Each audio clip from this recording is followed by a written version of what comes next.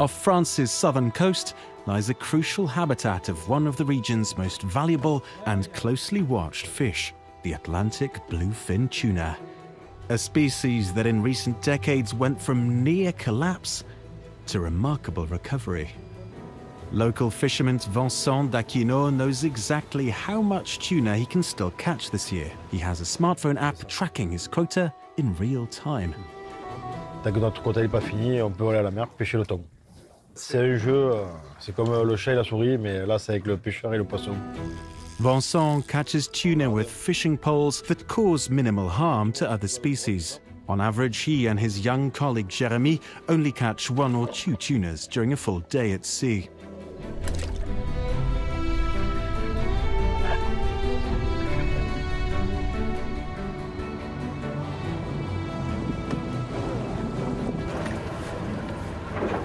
But today isn't about catching fish to sell. On board are 2 scientists from Ifremer, France's National Ocean Research Institute, conducting a European-funded study of tuna migration.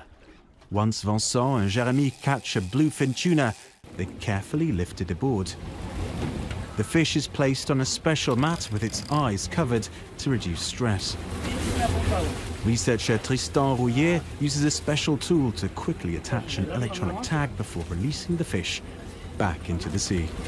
C'est le seul outil qui nous permet vraiment de suivre les migrations du thon.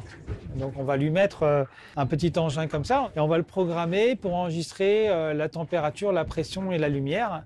Et grâce à ces informations, on va pouvoir reconstruire la trajectoire de l'animal. 10, 37.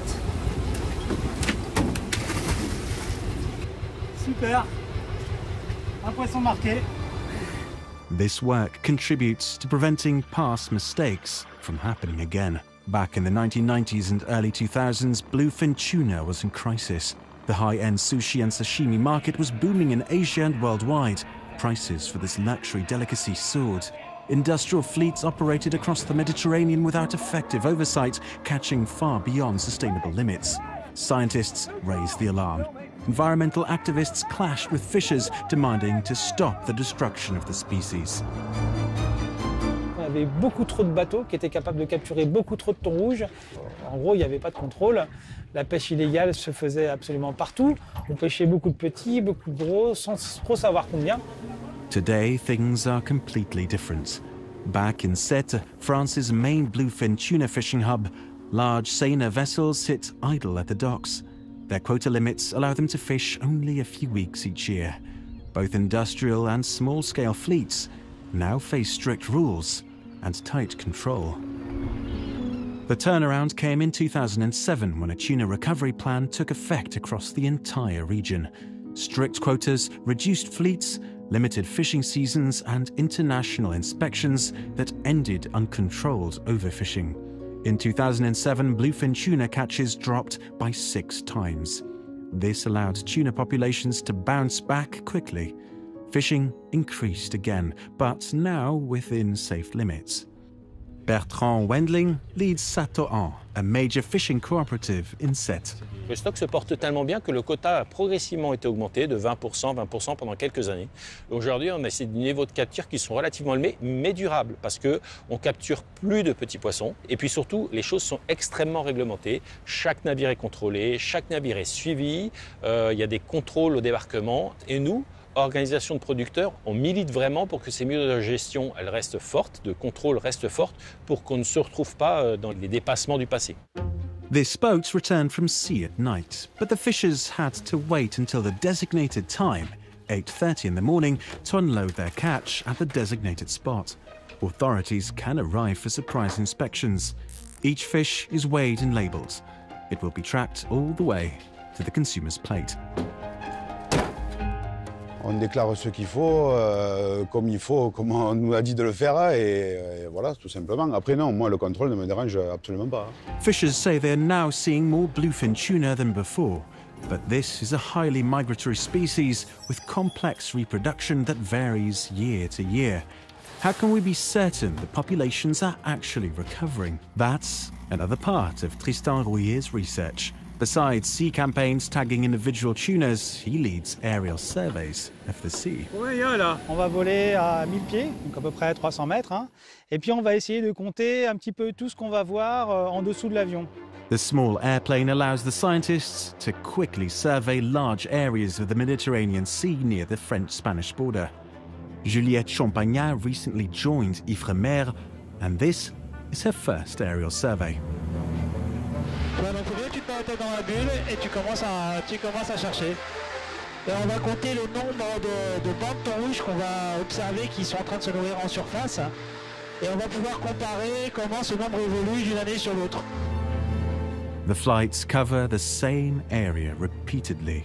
This ensures the collected data is consistent. Tiens, moi j'en ai un là. Bang. Attends, tu vas voir, viens voir de mon côté. Si on a la chance, il ressaute. Aerial surveys, combined with electronic tagging, provide better understanding of tuna population changes. Ah là, j'ai des splashes. Ah bah encore, t'as vu les thons. T'as vu les thons. Et voilà, t'as vu les thons.